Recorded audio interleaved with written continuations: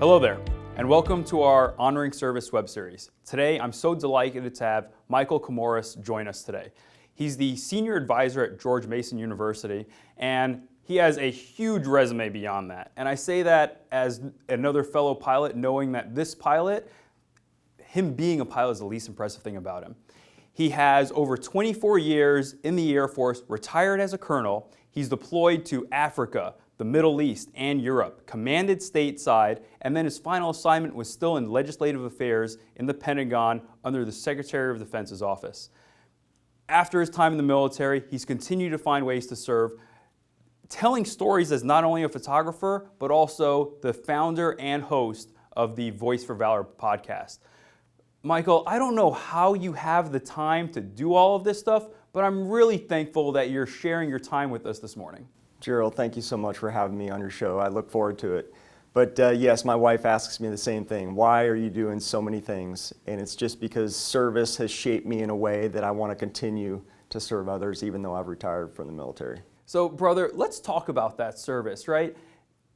You were in the military. I'm sure you have a bunch of stories that made you who you are. How did that time in service change or shape the views that you have and the responsibilities that you associate with citizenship?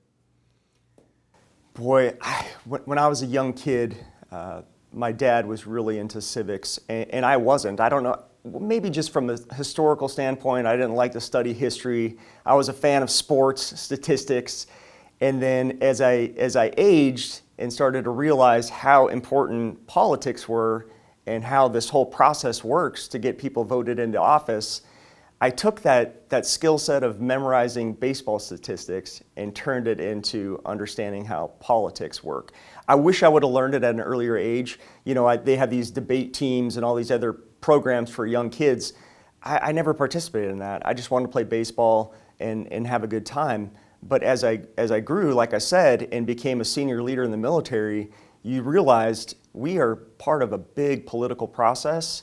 And I know that when you left the service, you were at that stage where they were going to start implementing you and getting you a little bit more understanding at the senior military education level, that it does become the political landscape, and it's not so much just about wearing the uniform and going to combat. And you know, Mike, it's interesting that you kind of went from baseball statistics to how you looked at the military and all of that stuff. And I want to really look at this time that you had in Capitol Hill and serving there. You see, we just launched a new resource where we examine the government through a civil lens, really looking at that relationship that citizens have with how the government should work, self-governing, all those things. And I'm wondering that, obviously I realize you have a lot to say on this because of that time that you had on Capitol Hill. Capitol Hill was the best job I ever had in the Air Force. I asked specifically to go to legislative affairs. My senior leaders, who had been nothing but wonderful mentors and were pushing me towards the general officer path, when I asked to go to legislative affairs, they said, look, that's really a detour from where we want you to go, and it's kind of a career killer. And I said, sir, I respectfully disagree, and I want to go do this. And it was the absolute best experience I've ever had. 99% of the people on the Hill, they mean to do good things. It's not, we are so tribal now from the left and the right. And so here's the example that I can give to you about this tribalism. I'm from the Seattle area. I'm a Seattle Seahawks fan through and through to the day I die. No, I don't care that I live in Washington, D.C. Great, we have the Commanders, but I'm a Seahawks fan. So that's my tribe. I don't know, 20 years ago, we started to come out with this fantasy football thing. And so in fantasy football, it kind of forced you to appreciate some of the folks that aren't on your team. So for instance, right now, I like Josh Allen. Heck of a quarterback, went to University of Wyoming. I was stationed in Wyoming, so I have some compassion and I like to see him succeed. If it wasn't for fantasy football, I would only be focusing on what the Seahawks are doing. Politics is the same way. We are so tribal in whether you're on the left or you're on the right that your media outlet doesn't want you listening or seeing anything else except what that media outlet wants you to know. Well, if you think about it from a fantasy football perspective, why don't we step back and appreciate the skill sets that each have on both sides? Michael, I love that. So what you're saying we need to do is have a draft in Congress and the federal government and stuff at different levels. And so, that same resource I said that we developed this year, one of the things that we love to do, and you mentioned this even with debate, is have point and counterpoint arguments. It's part of our curriculum where we encourage teachers to bring these to their students of, hey, here's a bold question, and here are two sides of it. Go hammer against it, see how you do with it. And at the end of the day, you can still be friends, right? The novelty of having a debate and civil discourse, right? And trying to bring that into classrooms so you learn that at a young age. One of those questions that we have in this that I think is one of the boldest that we have that I want to offer to you is, do you think Congress is broken? I took a class at Georgetown for congressional affairs and to educate you on the process. And in the current construct, I do believe it's broken. You have 535 folks that are elected officials that are there to make decisions on our behalf. They are so focused on their constituents, as they should be, right? So let's say, once again, me being from the Seattle area, if my representative has Boeing and has all these workers that are in that Boeing community, right? So that's going to be his main focus, is probably going to be the defense realm and what makes those jobs and those people in his area happy. Well, if you've traveled the country, as you have and I have, we are a very melting pot of cultures, right? So when you go to the South, or you go to California, or you go to New York, they have completely different ideas of what they find valuable and what they want their congressional members to do. So to get 535 together to push legislation to an administration, it's a heavy lift.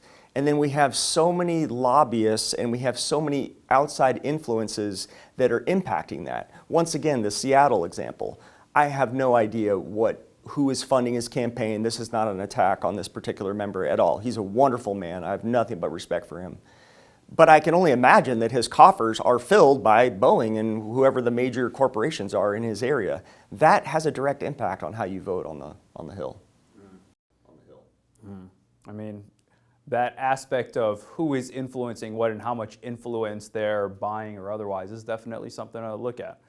So again, I think it's wonderful that I have a fellow pilot across from me, and we can't do anything but talk about politics and Congress and stuff these days, because that is the service mind you have. But at the same time, not all the students that are watching this are going to decide to raise that hand, take that oath of office that we did.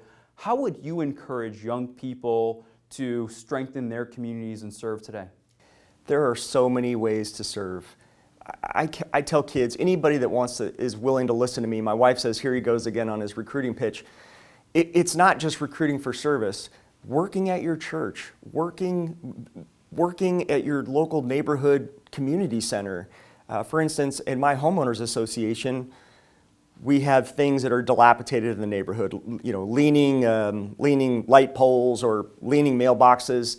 And I said, hey, rather than us finding a vendor or some construction team to fix these things, why don't we provide the supplies and get our youth that are in the neighborhood to come out and fix these things? They would have a sense of pride that, hey, I fixed my next door neighbor's light post, or hey, I fixed the elderly woman down the street, I helped fix her mailbox.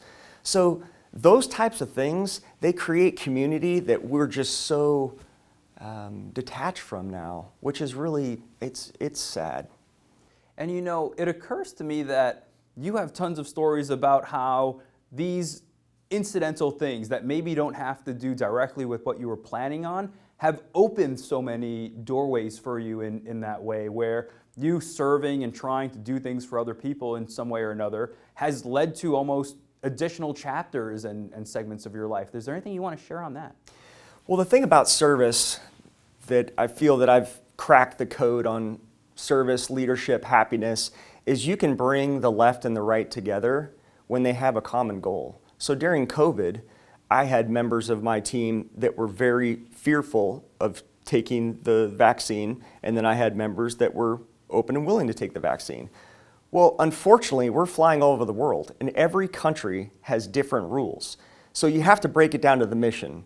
Ladies and gentlemen, I'm not here to argue about whether this vaccine is something you should or should not take. However, if we're going to be flying missions into Germany, it is required by law for that country. So, are we willing to sit on the sidelines and not participate in this, this worldwide crisis? As a C-17 pilot, there's cargo that still needs to go all over the world, whether a pandemic is happening or not. So creating that sense of mission allows some of those political differences and discourses to come together to still focus on that goal. So as I was preparing to retire from the military, I kept thinking to myself, service has absolutely saved my life. The stories that I've shared with my wife, she says, how are you not dead or in prison? And I said, well, death by 25 or prison by the age of 25 was actually the plan. I was such a spontaneous, crazy, wild man that did so many dumb things that thankfully there was people that recognized something in me to allow me to go off to the military, to go to pilot training. These opportunities I will never forget. And so I feel indebted to service and those that helped me along the way. That's why I started Voice for Valor, was look, there are so many stories that you and I have that can inspire our youth to serve. I was just such a lost soul that had no direction, no idea where I was going, and the military completely changed my life. So I will continue to do that through Voice for Valor, to give back and allow a platform for our service members, police, fire, nurse, doctor, it doesn't matter. When I say our service members, people that are giving back to the community, if they want to come on the show and share their story, hopefully there's one kid out there that is inspired by that and chooses to serve. Absolutely. And that your life story in some ways speaks to a testament for mentorship and how important that is. How it isn't always just, hey, what can I do for someone else? But even telling them another path, opening up their experiences, broadening them. I love that, brother. I know your time is so valuable, sir, and so I want to give you one opportunity. Is there anything else that you would like to impart as some words of wisdom, encouragement otherwise, to our students and teachers? Find a mentor. Don't be afraid to ask people that are older than you for advice. So many of us want to give back. And so here's an example. My job at George Mason University. I never anticipated going to George Mason University. But a retired 3-star general who I respect reached out to me and asked me to come work for him at the school.